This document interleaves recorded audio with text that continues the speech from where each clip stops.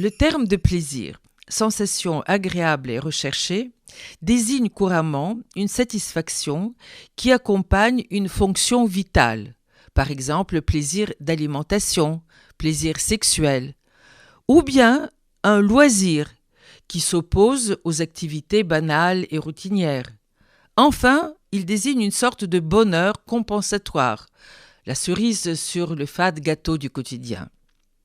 Les doctrines qu'on appelle hédonistes, du grec hédoné qui veut dire plaisir, à commencer par Épicure et jusqu'à nos jours, considèrent le plaisir comme un aboutissement des activités humaines.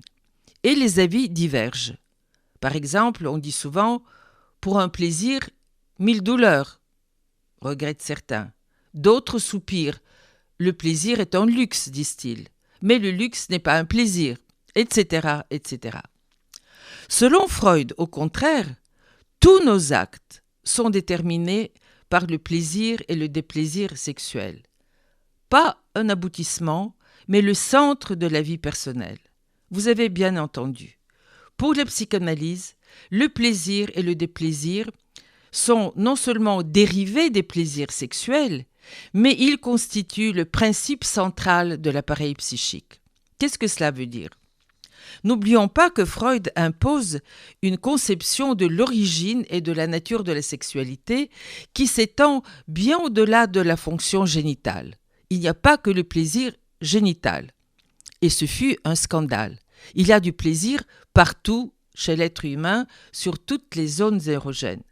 D'autant que la sexualité, telle que la psychanalyse l'entend, émerge aussi dès l'enfance. Elle est partout, mais elle est déjà chez l'enfant, dans la phase auto-érotique, lorsque l'enfant n'a pas de relation à l'autre, mais seulement à son propre corps, et se caractérise par un fonctionnement indépendant de chaque pulsion partielle liée à chaque zone érogène. Plaisir de bouche, des oreilles, des orifices sexuels, de la peau, etc. Chez le nourrisson, un plaisir proprement sexuel se détache de la fonction organique sur laquelle il s'appuie pour être recherché pour lui-même. Ainsi, le suçotement du bébé vise à apaiser la zone bucco-labiale en dehors de toute nécessité alimentaire, de tout besoin alimentaire qui mobilise la bouche. Je cite Freud, « Les pulsions sexuelles sont nombreuses, naissent de sources organiques variées, par exemple la bouche dont je parle maintenant, agissent d'abord indépendamment les unes des autres et ne se rassemblent que tardivement dans une synthèse plus ou moins achevée.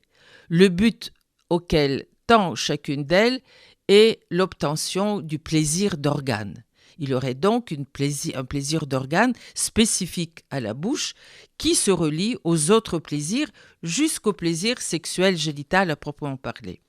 Le plaisir étant donc la motivation centrale de l'appareil psychique, on dira que le psychisme est gouverné par le principe de plaisir. Cependant, tout au long de son œuvre, Freud modifie sa compréhension du plaisir comme régulateur de l'appareil psychique.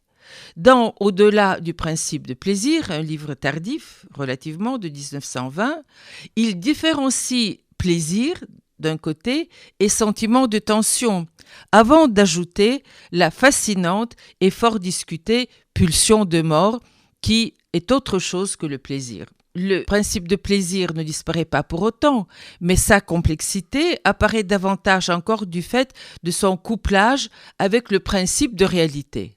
Comment serait-ce possible ? D'abord, les pulsions ne cherchent qu'à se satisfaire en se déchargeant par la voie la plus courte. Je suce mon pouce. Progressivement, cependant, elles font l'apprentissage de la réalité. Comment ? Mais par des détours, en se déplaçant sur des satisfactions disponibles et autorisées. Au lieu de sucer mon pouce, je prends plaisir à la parole, qui vient aussi de la bouche. Ou encore par des ajournements autorisés. Je ne vais pas prendre de plaisir aujourd'hui, mais demain, j'attends. Toujours dans le but de satisfaction optimale recherchée. Mais ça aussi n'est pas si simple. car la satisfaction peut être aussi inconsciente ou liée à des phénomènes comme le rêve, à la lecture, c'est-à-dire irréel, mais pas si irréel que cela.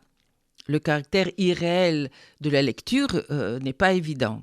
Dans cette perspective, le principe de plaisir ne répond pas à la satisfaction de besoins vitaux, mais aux pulsions d'autoconservation et au principe de constance de l'appareil psychique. Face donc à cette diversité des plaisirs, à cette pluralité des plaisirs dont nous disposons, nous, les êtres parlants, vous comprenez pourquoi, au mot plaisir, mes pensées vont à Freud, qui a inscrit le plaisir dès le berceau des humains au corps de la vie psychique, mais aussi à une phrase de Virginia Woolf avec laquelle je voudrais terminer et qui dit ceci: « C'est écrire qui est le véritable plaisir. Être lu n'est qu'un plaisir superficiel. » À méditer avec plaisir.